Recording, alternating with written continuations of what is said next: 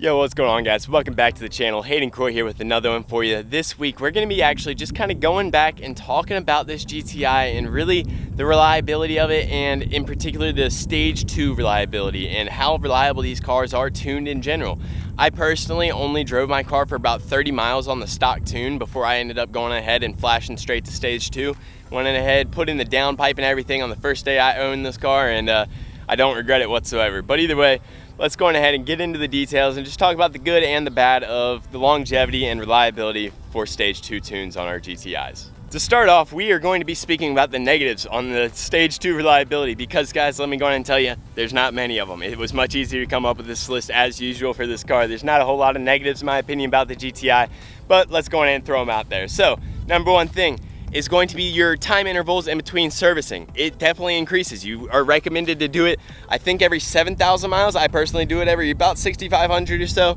And if you're stock Volkswagen, they'll tell you you can wait every 10,000 miles. Whenever you go stage 2, you definitely want to go on ahead and just do it a little bit more often because the good chances are you're going to be beating on it a little bit more. That's one thing. It does cost a little bit more as far as your maintenance goes once you're tuned, but it's a very minuscule amount and it's absolutely worth it for the power that you receive in return. And next thing is also maintenance related. It is going to be your spark plugs and coil packs. That's something that, in my opinion, is maintenance, and it's also something that is recommended whenever you go stage 2.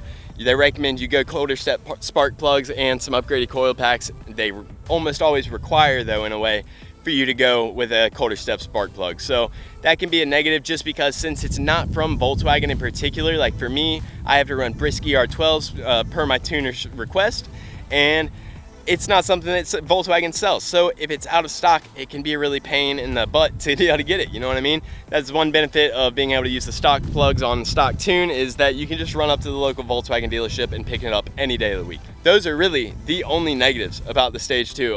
In my opinion, I guess you could also consider traction a negative. We are front wheel drive cars in our GTI. It doesn't put down the power the best, especially not in first or second. And if it's raining out, you might as well just be driving around in fifth, because if you floor it in fourth, you'll still be spinning. So that's one thing to keep in mind, but it's absolutely nothing to deter me away from going stage 2. Like I said, I did it right away, and it was the best choice that I could have made for this car. Airplane flying by. Let's see if we can get it on camera. Where's he at? Oh wow, he's way up there. The sun's killing me. There he is.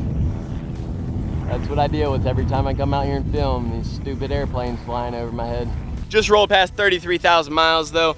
I've had it since 18,000, and guys, I'm in love with this car. I really am. It's an awesome vehicle.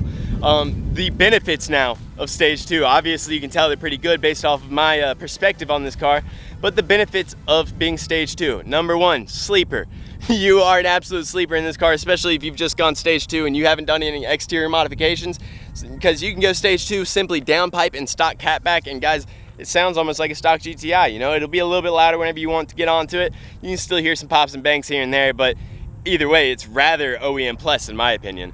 And all you have to go stage 2 is a downpipe. You don't require anything else. It is highly recommended to do a front mount intercooler or an intercooler of some sort for an upgrade. I know technically front mount intercoolers aren't the absolute best for flow and everything like that, but they do really well with heat soak. But either way, I'd recommend, if you can, pair it with a twin intercooler. You could do what I did. I bought a CTS front mount intercooler, and then I just bought some piping from eBay for a twin intercooler setup and just threw that in there, and it fit up just fine. And now I'm being able to utilize my stock intercooler as well as my front mount at the same time, which has really improved my IATs, and highly recommended in my opinion. Like I was saying, positives about being stage 2. Sleeper, you have tons of power at will all the time. You can do your burnouts and stuff like that. You get some pops and bangs if you want to have those. You don't have to. I have it set to where I can turn them on and off on the fly, and I personally recommend you go that route. I know that most companies do offer that, except for Unitronic. If you get Unitronic, you're stuck with pops and bangs on all the time. I'm sorry. Either way, that's definitely a huge positive, is absolutely the power, and it's not really caused any issues on the car whatsoever. I only had to upgrade my spark plugs, my coil packs, and everything else I did just to simply go full bolt on, you know? I was just simply trying to complete the package at this point before I go hybrid turbo or IS38, whichever one I decide on. But either way, The positives absolutely outweigh the negatives as far as being stage 2 drivability for daily. It's very easy. Don't get me wrong, first and second gear, useless, like I said before. You can take that as a negative or a positive. I think it's a positive. I like to be able to squeal whenever I want to and stuff like that. And as soon as you get into third gear, you can really start laying down some power as long as it's dry out on a good day, nice weather, you know what I mean? If you've been considering going stage 2, absolutely pull the trigger. In my personal opinion, I never went stage 1. I don't know why people would go stage 1. You're voiding your warranty one way or the other. You might as well go on ahead, pop it straight up to stage 2 and really experience the full power of your car. So that's my personal opinion. Let me know what you think in the comment section below. I really hope that you guys enjoyed this video. If you did, make sure you smash that subscribe button, hit the like button, tune in for next week, and I look forward to seeing you then.